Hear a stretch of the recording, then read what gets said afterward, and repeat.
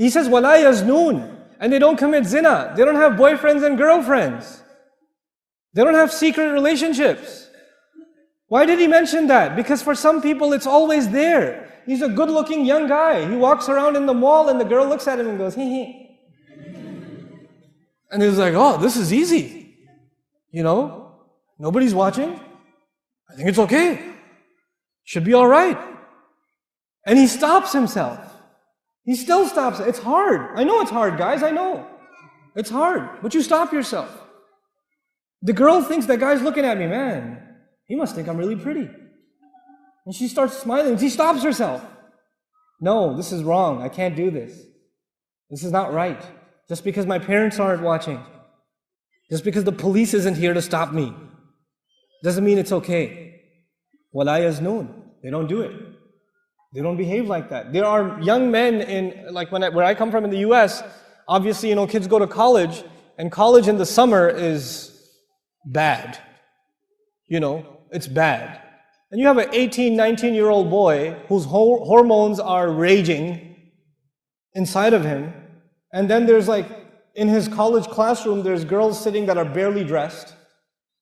And this girl comes over to him and says, hey, can you help me with the homework? And he's being tested by Allah. He's being tested. You guys are going to be tested. That's not just in America, by the way.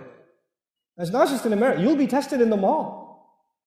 You'll be tested when you go out and hang out. I know. Who told you? Don't worry about it. I have big ears, alhamdulillah. You will be tested with this. And sometimes it's not going to be easy, especially for the young people here. It's not going to be easy. Maybe you have friends on your phone, man. Your parents don't know about it. You got a secret, you got another profile on Facebook. You're just updating it right now. And you have to unfriend all of those girls. Yep, you do. You listening? You have to unfriend them. And don't call them back, and don't text them back. And when they say, what happened? You don't like me anymore? You don't even say, no, it's not you, it's just Islam. No, don't do that. Don't even talk back. Just leave it. Drop it. End of story. No more. Girls, if you're up to this, stop it. You stop yourselves. This is not something your parents will come and control. When you are teenagers and you have hormones and you reach the age of puberty and you're attracted to the opposite gender, that means in Islam you are adults and you have to make your own responsible decisions. Your parents are no longer responsible for your Islam. You are responsible. If you are 14 years old, 15 years old, even 13 years old, and you die today, then Allah will not say, minor, go easy on him. You are treated as an adult in our deen. This religion makes you an adult early.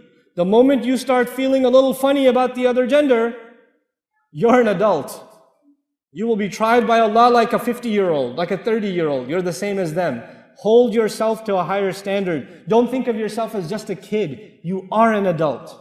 وَلَا يَزْنُونَ وَمَنْ يَفْعَلْ ذَلِكَ يَلْقَى أَثَامًا. Whoever did that, he's come to contact with a great sin. How can a Muslim do this? How can a Muslim do shirk? How can a Muslim kill someone? How can a Muslim commit zina? How can they do that? يُضَاعَفْ لَهُ الْعَذَابِ يَوْمَ الْقِيَامَةِ. The punishment will be doubled for those people. The passage began, these are special people to me. And now Allah says, these kaba'ir, these three things, shirk, murder and zina, adultery, illegitimate relations, these three things, if a Muslim does it, anybody else does it, they will get punished. A Muslim does it, I'll punish him double. He knew it and he still did it.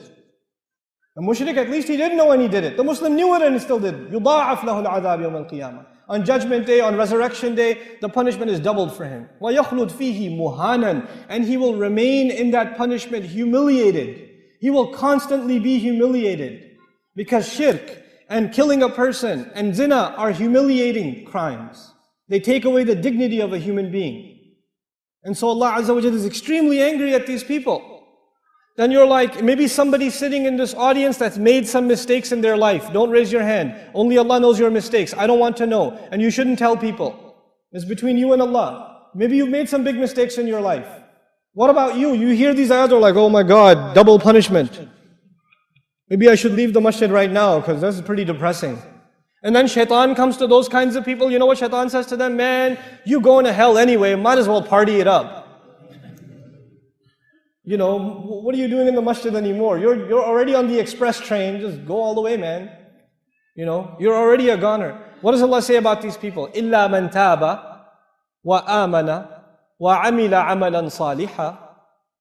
The exception is people who did shirk, people who did murder, people who did zina. But the exception is even if you did these things or all of these things, if you turn back to Allah and you became a believer again, it's like you became a new Muslim, you came into Islam all over again. And this time, وَعَمِلَ عَمَلًا صَالِحًا, and he was very serious about doing good things from now on. It's not just عَمِلَ صَالِحًا. يقول عَمِلَ عَمَلًا صَالِحًا. نسمي هذا المفعول المطلق. This is called the absolute additive. It's added to the verb to emphasize it over anything else. What that means in simple English is, this person returned back to Allah, fixed their faith, and then after fixing their faith, this time they take their actions very seriously. They take their actions very, very seriously. They are really keen on doing good deeds. عَمِلَ عَمَلًا صَالِحًا. If you can become that person, even if you've done some terrible things in your life, فَأُولَٰئِكَ يُبَدِّلُ اللَّهُ سَيِّئَاتِهِمْ حَسَنَاتٍ. Then those people, Allah will take all of their sins and convert them into good deeds. He will not just get rid of your sins. We want Allah to get rid of our sins. Maybe your sins are the size of a mountain. I don't want to see that mountain on Judgment Day. Allah will not get rid of the mountain. Allah will turn the mountain into a mountain of good deeds if you can make tawbah. This is Ar-Rahman. Allah is telling us the people that are furthest from Allah. You know, the Rasul ﷺ told us, لا يزني الزاني حين يزني وهو مؤمن. The one who commits zina is not a Muslim, not a believer at the time he's doing zina. He's not a believer. The people furthest from Allah, the people who lost their iman. The people who do shirk, the people who kill another person, an innocent person, the people who commit zina, they're furthest from Allah. And Allah says, even if they are so far away from me, they turn back towards me, I will forget all of their crimes and I will convert their crimes into good deeds for them on Judgment Day. SubhanAllah. I will make them Ibadur Rahman to me because they came back. They were so far away and they still came back to me. That's what Allah wants. فَأُولَٰئِكَ يُبَدِّلُ اللَّهُ سَيِّئَاتِهِمْ حَسَنَاتٍ. وَكَانَ اللَّهُ غَفُورًا رَحِيمًا. Allah has always been extremely forgiving, always loving. Now shaitan comes to them as they're listening to this dars, and shaitan comes to them and says, hey look, if you do a really bad sin, and then you make tawbah, you can take the mountain of bad deed and turn it into a mountain of good deed. So why don't we just go out there and do some really bad stuff, and then make tawbah? Because man, that's the easiest way to get a huge pile of good deeds. And somebody else is thinking, sitting there, man, these people were so messed up. And they made tawbah. And Allah gave them so much. But I'm not that bad. I just missed a couple of salahs. I got angry at my mom once. You know, I talked back to my husband. And I said some mean things to my sister. And you know, I talked back to my father, my mother, etc. I have some issues. I've done some bad things, but it's not that bad. I didn't kill anyone. I didn't do zina. So is my tawbah any good? I mean, their tawbah is, they did big things and they made tawbah, but my tawbah is for smaller things. So does it count? Is it any good? Allah says in the next ayah, وَمَنْ تَابَ وَعَمِلَ صَالِحًا. Anybody else who makes tawbah and does any good deeds, فَإِنَّهُ يَتُوبُ إِلَى اللَّهِ مَتَابًا. That's a pretty good tawbah too. He's also coming back to Allah with a very serious tawbah. In other words, you don't say, man, I haven't been really bad, so my tawbah is not as good as the guy who's a gangster, he like killed 20 people and then he became a Muslim and then he made tawbah. No. Whatever sins you've made, remember one thing about sins. If they are no big deal to you, if your sins are no big deal to you, then they are a big deal to Allah. And when your sins are a big deal to you, they're a big problem for you, then they are a small problem for Allah. Allah will forgive them easily if you care a lot about your mistakes. If you don't care about your mistakes, it could be a small mistake, but it will be very big on Judgment Day because you didn't care. Caring comes in the heart. Allah Azza wa Jalla judges what is in our hearts, our attitudes. Subhanallah walhamdulillah wa la ilaha illallah.